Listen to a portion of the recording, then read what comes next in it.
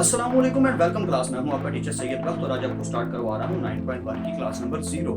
और अब फिर से क्लास नंबर 0। जी हां, क्लास नंबर 0 क्यों? जैसे मैंने 9.4 की क्लास 0 में आपको ट्रिग्नोमेट्रिक आइडेंटिटीज, रेशियोज, फंक्शंस और छोटे से फॉर्मूलाज का बताया था, जो काफी हेल्पफुल रहे हमारे लिए 9.4 करने के लिए। ठीक वैसे ही मैंने सोचा कि आपको ट्रिग्नोमेट्री का यार थोड़ा सा इंट्रोडक्शन दे दूं, यानी डेफिनेशन, बोरिंग टाइप थोड़ा सा काम हम कर लें, फिर जल्दी से मूव ऑन कर जाएंगे 9.1 की एक्सरसाइज की तरफ। तो ये आपके लिए बेनिफिशियल रहेगा। मैं क्यों बताना चाहता हूँ, इसलिए कि आपको थोड़ा सा नॉलेज हो कि ट्रिग्नोमेट्री में जो जो चीजें बेसिक्स हैं वो क्या हैं। जैसे आप अगर अपनी ट्रिग्नोमेट्री का स्टार्ट देखो तो वो किससे हो रहा है? चैप्टर नंबर 9 से। और चैप्टर नंबर 9 का नेम क्या है? Fundamentals of trigonometry. अब ये वर्ड फंडामेंटल आप अक्सर सुना करोगे। फंडामेंटल का एक्चुअली मीनिंग ये है कि बेसिक्स। जैसे कि अगर आप किसी भी चीज को समझना चाहते हो तो उसके लिए उसकी बेसिक्स का पहले पता होना जरूरी है। अगर किसी ने उर्दू सीखनी है तो उसे पहले अलिफ बे ते ये वर्ड्स सीखने होंगे। ऐसे ही अगर कोई इंग्लिश पढ़ना चाहता है तो पहले उसे अल्फाबेट्स का पता होना चाहिए, एबीसी।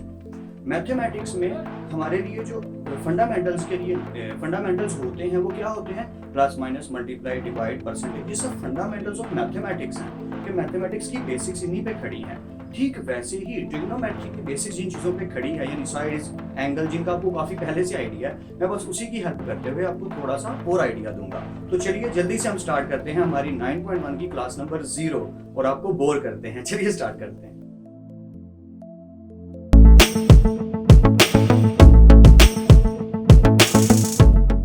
Welcome class. तो मैंने बोरिंग क्यों कहा यार? सिर्फ इसलिए क्योंकि हम ट्रिग्नोमेट्री को थ्योरेटिकली पढ़ने लगे हैं, हम प्रैक्टिकली जल्दी जल्दी क्वेश्चन नहीं करने लगे। तो जब हम बोरिंग का हम करने लगे हैं, इसलिए बोरिंग कहा कि ट्रिग्नोमेट्री की डेफिनेशंस के बारे में बात करने लगे हैं। तो यार थोड़ा सा बोरिंग है, लेकिन सुन लेना, आपके कहीं ना कहीं थोड़ा सा काम जरूर आएगा। ओके, तो जल्दी से मैं टाइम वेस्ट किए बिना आपको डेफिनेशन की तरफ लेके जाता हूँ। तो ट्रिग्नोमेट्री की डेफिनेशन जो कि आपकी बुक पे भी लिखी है वो क्या है? The trigonometry word has been derived from 3 Greek letters। तो वो 3 ग्रीक लेटर कौन से हैं मैं जल्दी से पहले आपको बता दूं।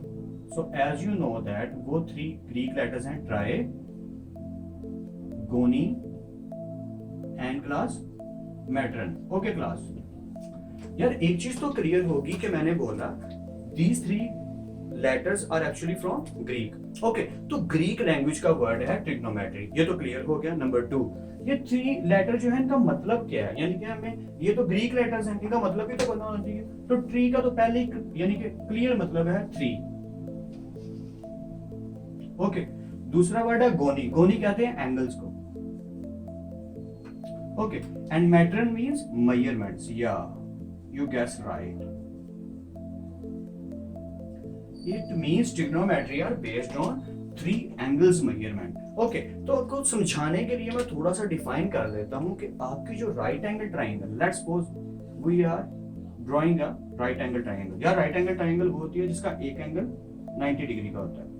ओके, एक कॉर्नर को ए कह दिया, एक को बी कह दिया और एक को सी कह दिया। सॉरी जिनको बोरिंग लग रहा है, मैंने पहले कहा था ये थोड़ा सा बोरिंग है, तो जल्दी से हम जल्दी इसको खत्म करते हैं। ओके, सो इसकी अगर 3 कॉर्नर्स हैं तो जैसा कि आपको 8 क्लास में भी बताया गया था, फिर 9, 10 में भी आप जानते हैं कि इसको कहते हैं बेस, इसको कहते हैं परपेंडिकुलर, और कुछ लोग इसे एल्टीट्यूड के नाम से भी जानते हैं। ओके, और इसे कहते हैं हाइपोटेन्यूज। Sorry, hypotenuse. ओके, सो अच्छा, इनकी साइड्स को, ये ए, बी और सी साइड्स नहीं है क्लास, ये कॉर्नर्स हैं। साइड्स को कैसे लिखेंगे कि ए के ऑपोजिट साइड पे ऐसे लिख देंगे A. So the distance from B to C is actually A. The distance from A to C is actually B के सामने क्या लिखेंगे? बी, और सी के सामने क्या लिखेंगे? सी। तो ये जो यहां से यहां तक का एरिया है ये पूरी एक साइड कहलाता है। ये तो कॉर्नर्स हो गए ना। ओके, अब एंगल्स कैसे ड्रॉ करेंगे? Angles are quite easy. अच्छा, पहले मैं आपको एंगल्स के बारे में एक चीज बता दूं। एंगल क्लास होता क्या एक्चुअली? पहले हमें ये पता होना चाहिए कि एंगल किस चीज को कहते हैं। एंगल कहते हैं क्लास के, फॉर एग्जांपल एक डॉट है, स्टार्टिंग पॉइंट है किसी भी चीज का, वहां से एक रे निकलती है। एंगल की डेफिनेशन भी है, वो भी इंशाल्लाह मैं आपको करवा दूंगा।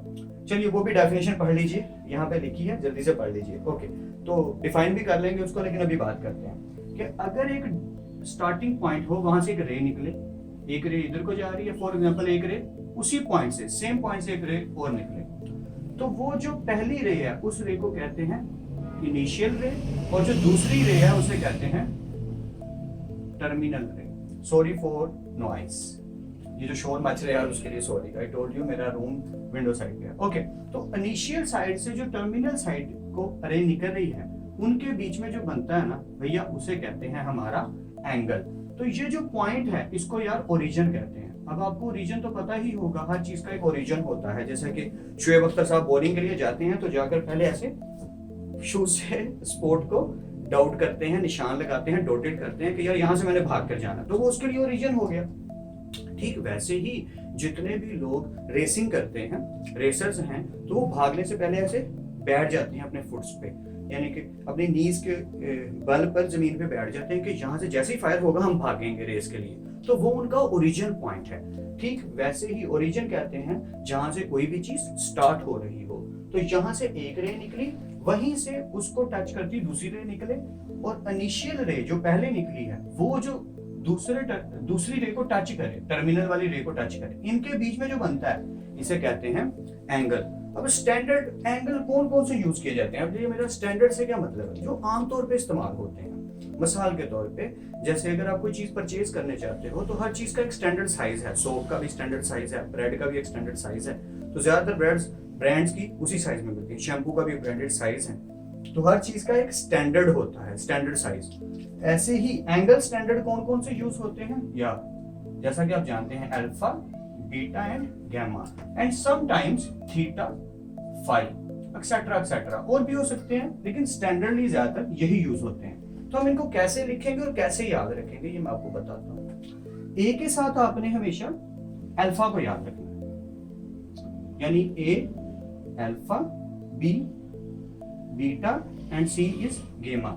ये हमने याद रखना है कि हम ए के साथ हमेशा अल्फा को लिखते हैं, बी के साथ बीटा को और सी के साथ गैमा को। अब बात करते हैं दोबारा से डेफिनेशन की। तो एक्चुअली ट्रिग्नोमेट्री है क्या? मेजरमेंट्स ऑफ, दोबारा से क्या? Measurements of trigonometry actually is based on measurements of 3 sides and 3 angles. Angles की मेजरमेंट्स और साइड्स की मेजरमेंट ही ये सारी की सारी कहलाती है ट्रिग्नोमेट्री। मतलब आसान लफ्जों में अगर कहूं तो यार किसी भी ट्राइंगल की साइड्स को या एंगल्स को अगर हम मेजर करने लग जाए तो ये हम क्या कर रहे हैं? हम ट्रिग्नोमेट्री कर रहे हैं। बस इतनी सी बात थी। अब जल्दी से हम अपने एंगल की तरफ और अपने यूनिट्स की तरफ आते हैं ताकि हम एक्सरसाइज की बात कर सकें। तो चलिए जल्दी से यूनिट्स की तरफ आते हैं। ओके क्लास, तो मैं आपको यूनिट्स के बारे में बताने लगा था। अब यूनिट्स क्या हैं? यूनिट्स की जब बात करते हैं तो मेरे माइंड में वही आता है कि यूनिट आपको बता दूं कि यूनिट है क्या। जैसे कि आपने फिजिक्स में भी पढ़ा है और 9-10 में भी पढ़ा है कि यूनिट होते क्या हैं। So you are using units for measuring anything. किसी भी चीज की मेजरमेंट के लिए जो चीज हम यूज करते हैं उसे कहते हैं यूनिट। जैसे अगर आपको कोई भी चीज मैथ्स में खरीदनी है, फॉर एग्जांपल आप पोटैटो परचेज करने जाते हो, तो आप उसे ये तो नहीं कहोगे भाई 4 लीटर्स पोटैटो दे दो। क्यों? क्योंकि लीटर्स तो लिक्विड के लिए यूज होता है। और जो भी चीज मैथ्स है, जैसे कि आप फिजिक्स में पढ़ चुके हैं, मैथ्स क्या होता है?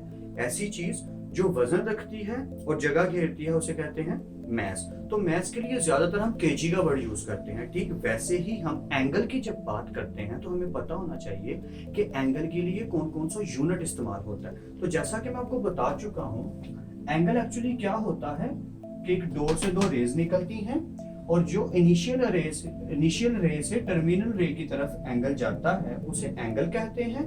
और 9.1 में जो 2 एंगल यूज होने वाले हैं और आगे भी फर्दर हम पढ़ेंगे, वो एंगल के यूनिट कौन कौन से हैं, यानी एंगल के यूनिट कौन कौन से हैं। तो वो 2 हैं क्लास। अभी के लिए मैं आपको थोड़ा सा डिफाइन कर देता हूं। वो कौन कौन से हैं? Degree and radian. ओके, तो आपकी बुक जो है वो डिग्री को कहती है सेक्साडेसिमल सिस्टम।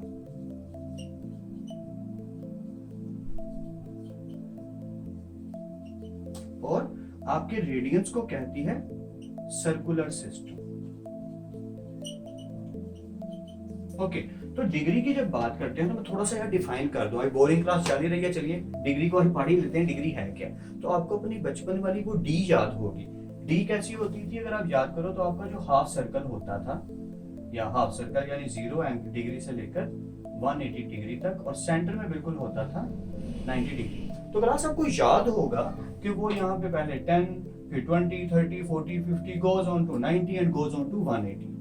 तो इस 0 से 10 के बीच में 10 लाइंस होती थी, छोटी छोटी सी। अगर आप अभी भी डी अपनी पकड़ो और देखो तो ये इसके बीच में 10 लाइंस होंगी, ठीक है। तो वो 10 की 10 लाइन यानी कि एक लाइन आपकी 1 डिग्री के इक्वल है। तो एक्चुअली डिग्री का सिर्फ यही एक एंगल नहीं है, सेक्साडेसिमल सिस्टम का एक ही यूनिट नहीं है। जैसे अगर मैं आपको टाइम का यूनिट कहूँ, आपकी वॉच का जो टाइम है उसका यूनिट क्या है, हॉवर, मिनट एंड सेकंड्स। मैंने इनका नाम क्यों लिया, क्योंकि भैया इससे बहुत ज्यादा मिलते जुलते हैं, तो मैं जल्दी से आपको इसका बता दूं। सो सेक्साडेसिमल सिस्टम हैविंग 3 यूनिट्स, क्या पहला है डिग्री,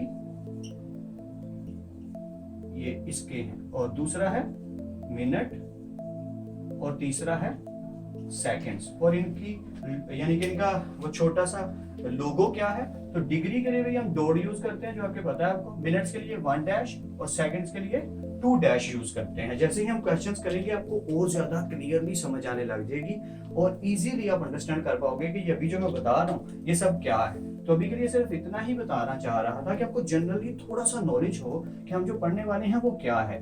तो डिग्रीज के बारे में डेप्थ में बहुत बताया जा सकता है, लेकिन मैं अभी के लिए ऊपर ऊपर ही रखता हूँ, ज्यादा डीप नहीं जाता हूँ, ताकि आपको इतना सा पता हो कि ये है क्या। तो डिग्री के लिए सेक्साडेसिमल सिस्टम कहलाता है, मतलब degree is called actually sexagesimal system in chapter 9 and radian is also called circular system. Okay class, तो जब हम क्वेश्चंस करेंगे तो आपको इसके बारे में और बहुत कॉन्फिडेंटली नॉलेज होने लग जाएगा। तो ज्यादा परेशान नहीं होना, क्वेश्चन बहुत ज्यादा इजी हैं। तो हम जल्दी से स्टार्ट करते हैं 9.1। तो चलिए अगली क्लास में मिलते हैं, तब तक के लिए अपना और अपने घर वालों का ख्याल रखिएगा। खुदा आप सबको खुश रखे। अल्लाह हाफिज क्लास।